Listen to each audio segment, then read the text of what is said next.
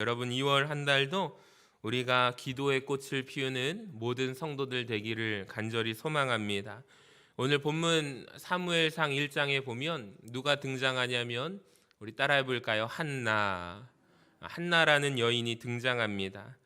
한나는 남편 엘가나에게 사랑을 받은 존재였지만 이 엘가나와 한나 사이에는 자녀가 없었죠.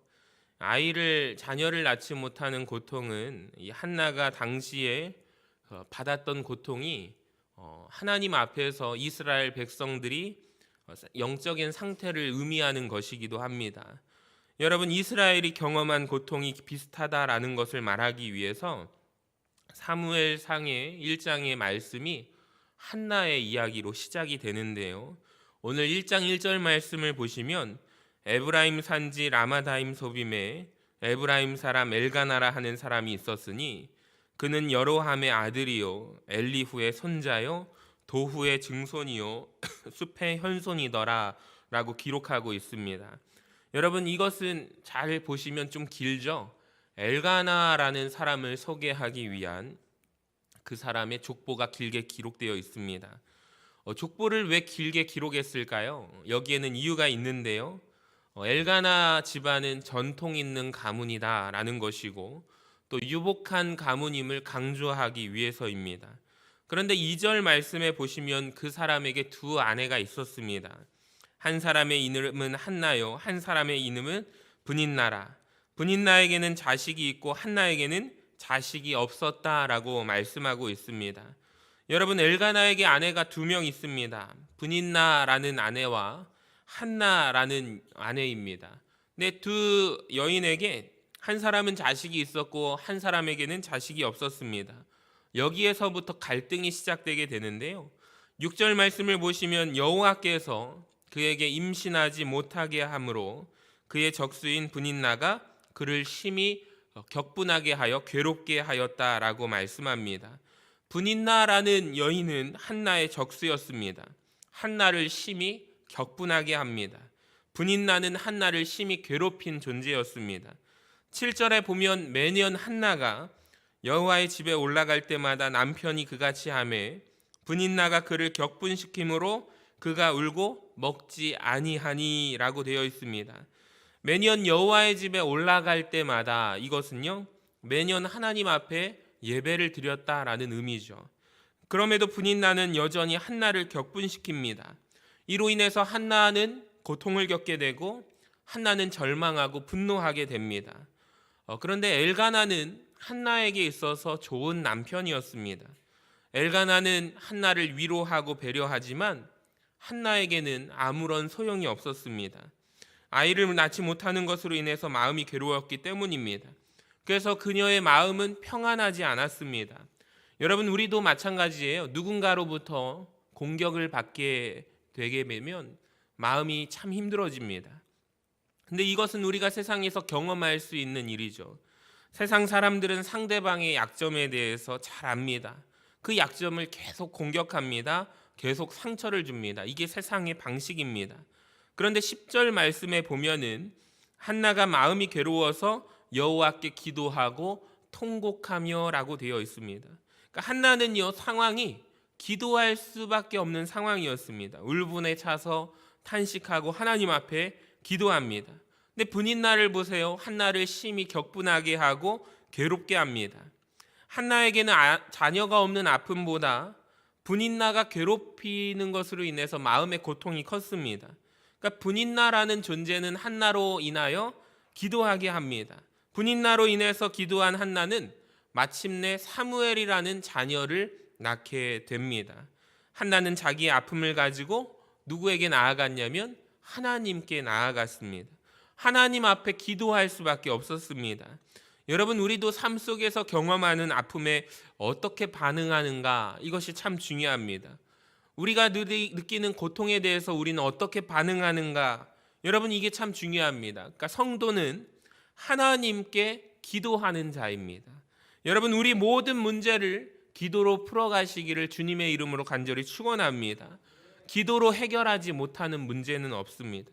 그러니까 문제의 해답은 오직 하나님께 있음을 여러분 믿으시고 의지하시며 나아가시기를 바랍니다. 그러니까 우리가 기도할 때 하나님은 받으십니다. 하나님은 들으십니다. 어떠한 형태로든지 응답을 주십니다. 여러분, 우리가 기도할 때 하나님께서 그 문제를 해결하여 주심을 믿으시기를 바랍니다. 그리고 그 문제로 인해 기도하던 우리의 관점을 하나님께서 바꾸어 주십니다. 우리는 문제가 닥쳤을 때 어떻게 바라보냐면 문제를 문제 안에서 바라봅니다. 이것이 우리의 한계이죠. 여러분, 문제를 부정적으로 보아서는 안 됩니다. 문제를 문제로만 보아서는 안 됩니다.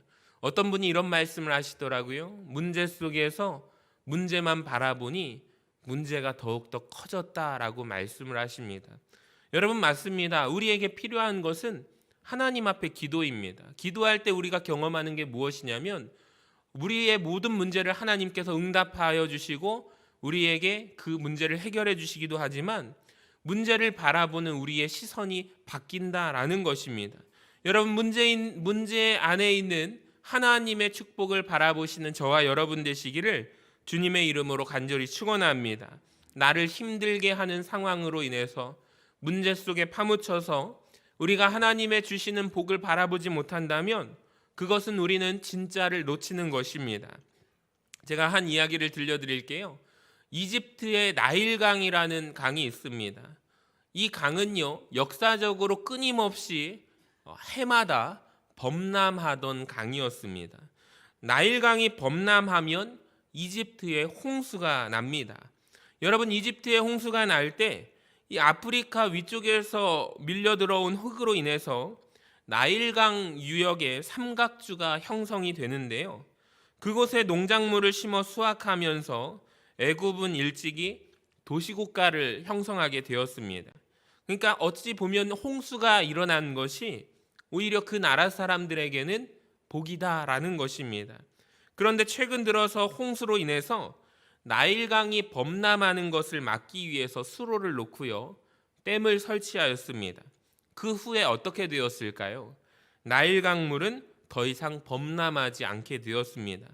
근데 나일강 물이 예전에는 해마다 이 홍수로 인해서 범람하게 되었는데 풍성한 수확을 얻을 수 있었는데 이제는 더 이상 풍성한 수확을 경험할 수 없게 되었습니다. 이로 인해서 이집트의 경제가 어려워졌습니다. 여러분, 우리도 마찬가지입니다. 살다 보면 어려운 일을 겪을 때가 있어요. 삶에 어려운 일이 생기는 데는 이유가 있습니다. 그 안에 하나님의 비밀이 있습니다. 어려운 일을 겪게 하심으로 복을 누리게 하시려는 하나님의 계획이 있습니다. 여러분, 그러므로 어려운 일이 생기면 우리는 하나님의 계획을 알기 위해서 기도해야 합니다. 고통 안에도 하나님의 뜻이 있습니다. 고통 가운데서도 하나님의 비밀이 있습니다. 여러분, 고통은 고통으로 끝나지 않습니다. 고통을 가지고 하나님 앞에 나아가시기를 바랍니다. 상처를 가지고 기도하시기를 바랍니다. 아픔을 가지고 기도하시기를 바랍니다. 어떤 분이 그런 얘기를 하세요. 인간관계로 인해서 관계가 틀어졌대요. 저분이 나를 오해하는데 더 이상 내가 해줄 말이 없대요. 그때 하나님께 기도하고 그분의 마음을 풀어주기를 원하고 그때 기도할 때 하나님께서 마음을 위로하사 어떻게 나를 그렇게 생각할 수 있을까라는 생각이 변하여 그 사람을 이해해 보려고 노력하는 마음을 주셨대요. 그 다음부터 말은 대화는 없지만 시간이 지난 순간 어느샌가 그분이 찾아오셔서 화해를 하게 되었다라는 말씀을 하세요. 그러면서 그분이 뭐라고 하시냐면 하나님이 하셨어요 라는 말을 들었습니다. 저는 가만히 생각해 보면서 기도하면서 침묵하고 하나님의 뜻을 기다릴 때 하나님께서 역사하신다라는 것을 여러분, 우리가 믿음으로 간증하는 은혜가 있기를 원합니다. 여러분, 우리에게 있는 고통과 상처가 우리의 마음을 짓누를 때 우리가 때로는 신앙이고 믿음이고 뭐고 다 내려놓고 싶을 때가 있습니다. 더 상처로 인해서, 고통으로 인해서 기도의 자리를 찾지 않고 세상 속으로 나아갈 때가 있어요. 여러분, 그때마다 마음의 중심을 부여잡고 하나님과 함께 동행하는 귀한 믿음의 자리, 기도의 자리로 나오시기를 주님의 이름으로 간절히 축원합니다. 2월 한 달에는 우리가 믿음으로 기도하며 또 씨앗을 심으며 나아가는 귀한 믿음의 달이 되기를 선포하기를 원합니다. 그래서 기도의 열매가 맺혀지게 되시기를 주님의 이름으로 간절히 축원합니다. 엘가나를 보면 성경에는 그는 좋은 남편이라고 되어 있습니다. 엘가나는 아내 한나를 위로하려고 했습니다. 근데 남편은요, 한나가 겪는 고통을 전혀 알지 못했습니다. 여러분, 어려움이 생길 때 어느 누구도 나에게 위로가 되지 않을 때가 있습니다. 아니, 사람의 말은 전혀 위로되지 않을 때가 많습니다. 누구도 그 고통을 대신 겪을 수 없습니다. 기도는 어떨까요? 여러분, 기도도 마찬가지입니다. 대신 기도해 주지 못합니다. 나의 기도의 제목을 목회자에게, 누군가의 권사님에게 여러분 대신 부탁하는 것은 옳지 않습니다. 내가 기도해야 합니다. 내가 기도하며 극복해 가야 합니다. 어려움이 있을 때 스스로 기도하며 현실의 어려움을 이겨내시기를 주님의 이름으로 간절히 축원합니다. 이 본문 사무엘상 1장 11절을 보실까요? 우리 같이 한번 읽어봅니다. 시작. 만군의 여호와여, 만일 주의 여종의 고통을 돌보시고 나를 기억하사 주의 여종을 잊지 아니하시고 주의 여종에게 아들을 주시면 내가 그의 평생의 그를 여호와께 드리고 삭도를 그의 머리에 대지 아니하겠나이다. 아멘. 여러분, 아까 전에 사무엘상 6절을 보면 여호와께서 그에게 임신하지 못하게 하심으로 라고 되어 있습니다. 하나님께서 한나를 임신하게 못하게 하셨다라고 한다면 여러분, 한나는요, 하나님 앞에 원망하고 불평해야 하지 않습니까? 하나님을 향하여 고통을 울부짖으며 원망하는 마음으로 나아가야 합니다. 그런데 한나는요, 기도하면서 원통하고 억울한 마음으로 기도를 시작했지만 기도하는 순간 한나가 경험하게 된 사실은 그녀의 기도가 깊어졌다라는 사실입니다. 기도의 내용이 울분해서 원통한 마음을 담아 기도하던 모습에서 이제는 기도가 바뀌어요. 내용이 깊어지고 기도가 깊어지니 완전히 내용이 바뀝니다. 하나님 앞에 드렸던 기도를 우리가 서원기도라고 하죠. 한나의 서원기도. 하나님께서 나를 긍휼히 여기셔서 나를 기억하셔서 자녀를 하나, 아들을 주시면 하나님 앞에 내가 드리겠다, 서원기도를 합니다.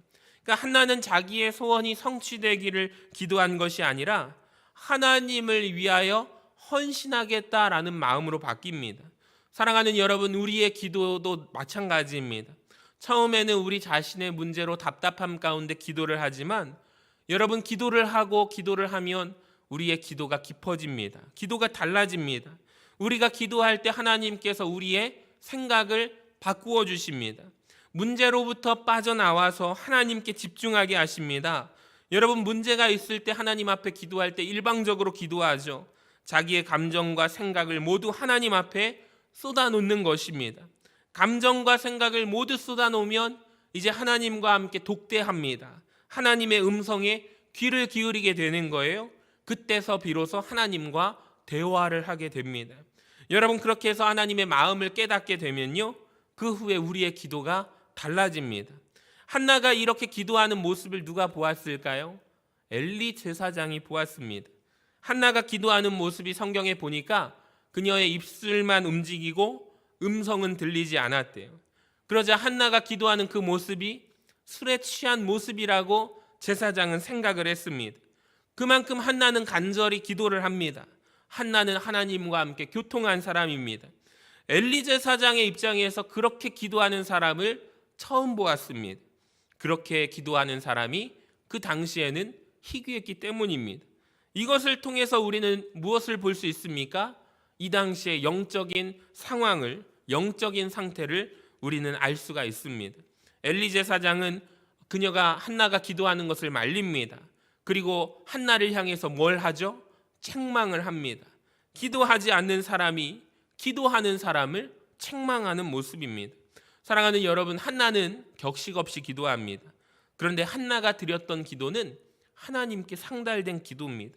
하나님께서 한나의 기도를 들으십니다. 한나의 기도는 그렇다면 이렇게 말할 수 있을 것입니다. 하나님 마음에 합당한 기도라는 것입니다. 여러분, 한나는 자식이 없어서 하나님께 기도하기 시작하여 하나님께 헌신하는 기도를 드립니다. 하나님의 마음을 안 것입니다. 그래서 하나님께서는 한나의 기도에 응답하십니다. 여러분, 하나님께서 한나를 통해 이스라엘을 살리는 지도자 사무엘을 태어나게 하셨습니다. 제가 언젠가 말씀드렸는데 한나가 이때 기도했을 때 당시의 사사가 누구였을까요? 삼손이었다고 말씀을 드렸습니다. 여러분, 마지막 사사가 누구일까요? 사무엘입니다. 하나님께서 삼손의 그 악담한 그런 참담한 상황을 한나가 기도함으로 떠오르게 하시고, 한나의 기도 가운데 누구를 떠올리며 기도를 했는가? 삼손을 떠올리며 기도를 하는 거예요. 그 기도의 서원의 내용이 담겨져 있고, 정말 그 기도의 결실대로 마지막 사사 사무엘이 한나를 통하여 하나님 앞에 드렸던 헌신의 서원의 기도가 사무엘로 결실을 맺는 것입니다. 이스라엘의 참담한 영적인 상황, 삼손이라는 사사가 있었으나 그가 정말로 바로 서지 못하고 이방 사람에게 마음을 뺏겨가지고 하나님 뜻대로 살지 못하는 그 상황을 기억나게 하심으로 한나가 하나님 앞에 서원 기도를 할 때 누구를 생각하면서 기도했는가? 삼손을 통하여 기도를 하고 하나님의 마음을 알게 하고 하나님 앞에 올바른 귀한 사사 사무엘이라는 자녀를 세우게 됩니다. 그러니까 가만히 보니 이스라엘의 영적인 상태를 누구보다도 하나님께서는 한나에게 알려주셨고, 이 한 여인의 기도가 한 가정을 일으키고 한 기도가 민족을 일으켰다라는 것입니다. 사랑하는 여러분, 기도하는 어머니, 기도하는 아내가 자녀와 남편을 일으킵니다. 그러니까 우리의 삶 속에 우리를 힘들게 하는 게 많습니다. 우리는 우리를 힘들게 하는 것으로 인해서 상처를 받기도 하고 주저앉을 때가 있습니다. 여러분, 그러시면 안 됩니다. 기도로 일어나시기를 바랍니다. 기도의 자리를 지킬 때 우리는 새 힘을 얻게 될 것입니다. 한나처럼 기도할 때 하나님 마음을 여러분 구하시기를 바랍니다. 하나님 마음을 알고 하나님 마음을 알 때 우린 역사 속에 쓰임 받을 수가 있는 것입니다. 오늘도 기도가 깊어지는 2월 한 달이 되시기를 소망하고, 기도를 통해 하나님을 만나시는 우리 모든 서신의 성도님들 되시기를 바랍니다. 기도함으로 하나님의 마음을 깨닫기를 원합니다. 하나님 앞에 믿음으로 반응하는 우리 모두가 되시기를 주님의 이름으로 간절히 축원합니다.